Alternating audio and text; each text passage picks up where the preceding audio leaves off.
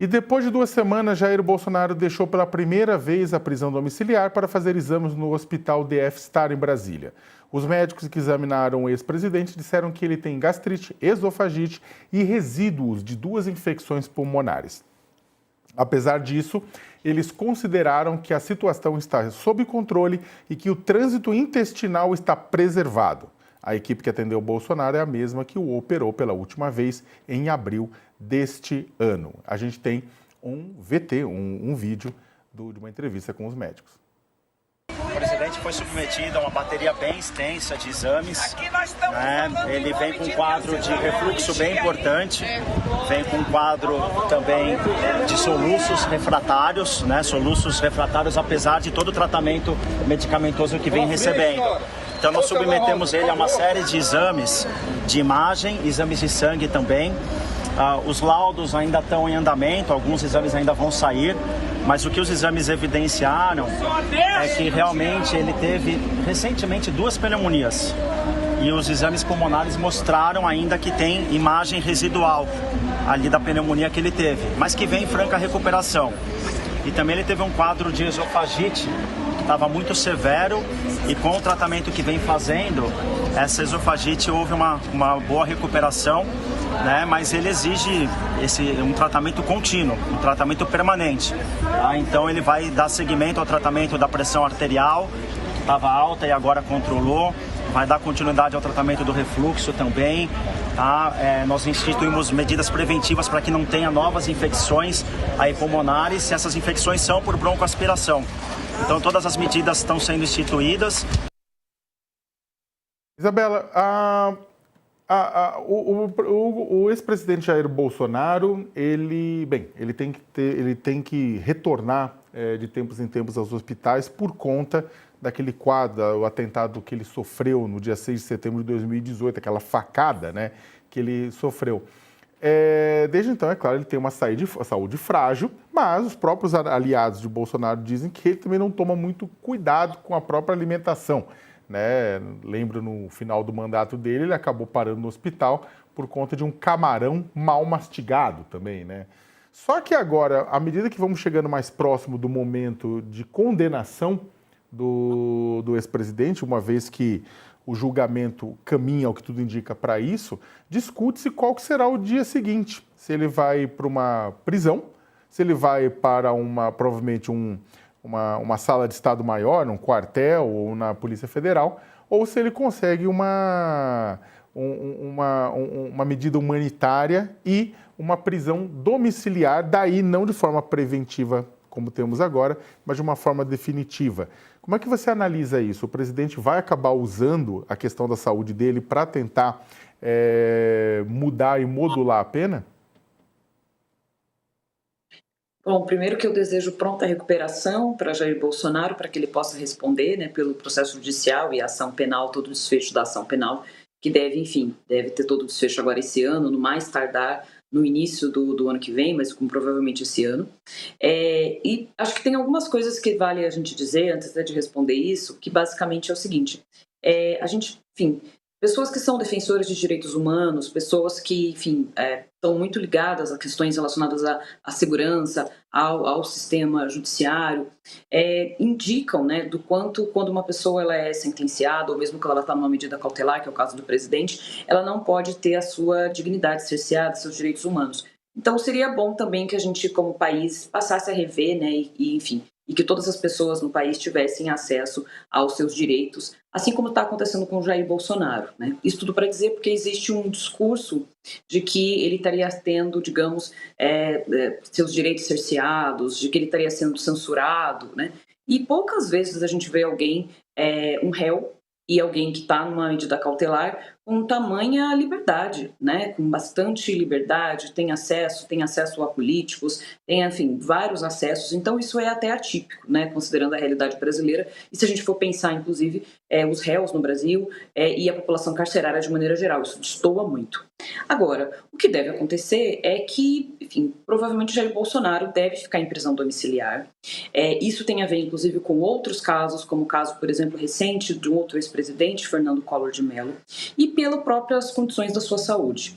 E nesse caso, especificamente, é claro que já faz muito tempo, né? Eu acho que são duas coisas distintas. Uma coisa é o estado de saúde de Jair Bolsonaro, e a outra coisa que vale a gente lembrar é que teve um momento, por exemplo, recente, em que ele, por exemplo, estava internado, enfim, estava com uma série de questões relacionadas à sua recuperação, mas ao mesmo tempo estava fazendo live no mesmo momento, né? Então eu acho que é necessário um pouco de coerência, porque ou você está convalescente, se recuperando, e aí você não vai ficar atendendo outros políticos, não vai ficar fazendo live, não vai vender produtos, né? Não vai explorar isso politicamente, ou você se recupera. Então, nesse caso, eu acho que o que deve acontecer é uma prisão domiciliar, mas com outros termos, né? Porque hoje Jair Bolsonaro tem a possibilidade, que também é bem atípico, de receber outros políticos, né? De, inclusive, até fazer vídeos, se for o caso agora, mirando 2026. E o que deve acontecer é que você deve ter medidas que são mais restritas, ainda que ele possa ficar em casa, considerando o histórico de outros casos semelhantes, e aí eu uso o caso do Fernando Collor de Mello como parâmetro. Eduardo, como é que você analisa também essa situação? Porque é o seguinte, agora na reta final, e é claro que também faço minhas as palavras da professora Isabela, uma coisa é a disputa política, uma coisa é a crítica política, outra coisa é quem deseja a morte de outra pessoa, né? Ou o mal-estar de outra pessoa, o sofrimento de outra, né? Isso aí é tortura, isso aí é coisa de uma época que a gente tenta deixar para trás no Brasil, né? Numa época ditatorial. Agora, o fato é que o presidente Jair Bolsonaro tem uma saúde mais frágil, mas, além disso, o presidente Jair Bolsonaro já mostrou algumas vezes o quanto, na verdade, essa prisão domiciliar mexeu com ele psicologicamente também. Né? As pessoas estão visitando o presidente Jair Bolsonaro, têm reclamado de ter falado que ele está deprimido. Né? É claro, e isso acontece com qualquer preso, né? Com qualquer pessoa que está em prisão domiciliar ou em prisão, você tem a depressão, você tem a pessoa afastada do convívio social. Isso, na verdade, e alguns analistas acabam apontando que isso pode levar a um caminho do ex-presidente acabar buscando fugir do Brasil para não cumprir a pena, seja em regime fechado ou em domiciliar. Você acredita nessa possibilidade ou você acha que todas as ações cautelares tomadas pela justiça, tornozeleira, tudo isso mais, acaba afastando essa possibilidade? Bem, Sakamoto, também fazendo minhas as palavras suas e da professora Isabela, evidentemente que a disputa política ela não pode se dar no nível do ódio pessoal, lembrando a máxima de que todos os nossos adversários políticos não são inimigos a serem exterminados, coisa que, infelizmente, a extrema-direita no Brasil não tem aceitado.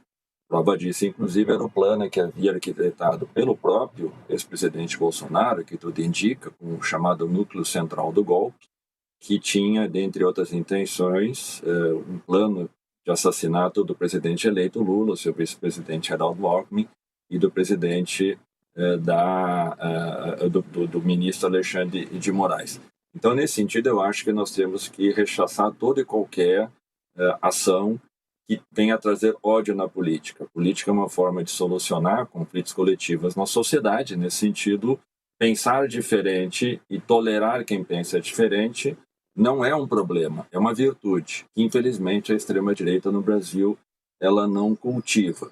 A segunda questão, se você me permite, antes de te responder, é que, a despeito da saúde do ex-presidente Bolsonaro ser frágil, que tudo indica, médicos atestam isso, então nós temos que confiar nos profissionais, e não nos cabe aqui discutir, a gente não é especialista no assunto, mas chama a atenção que, quando o Bolsonaro precisa estar em manifestações em qualquer lugar do Brasil, geralmente para fazer loas contra o Supremo Tribunal Federal ou para se vitimizar, dizendo que o sistema político persegue e coisas nesse sentido, ele sempre a sua saúde está sempre à disposição.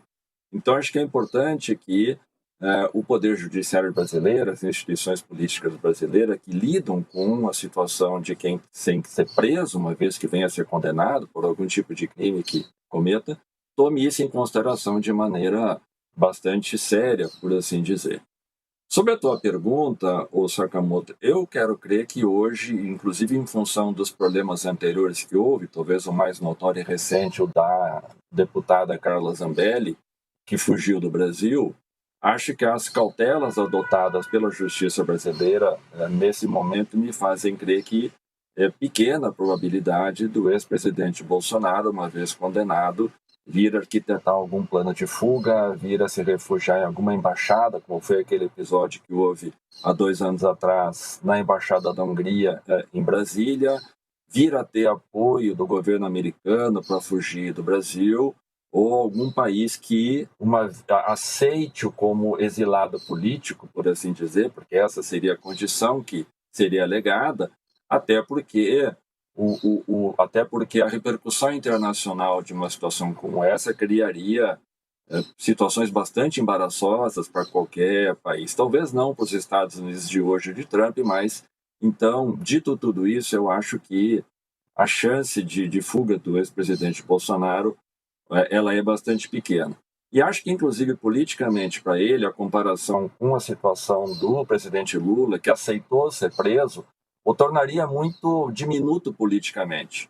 Ele poderia ser muito mais facilmente rotulado como alguém que se acovardou politicamente, ainda que com o discurso da vitimização, que ele é perseguido pelo sistema, o mesmo discurso que Lula poderia ter adotado em 2018, inclusive porque naquela época ele era o principal líder político em condições de vencer as eleições e foi tirado do páreo pela condenação que levou à cadeia.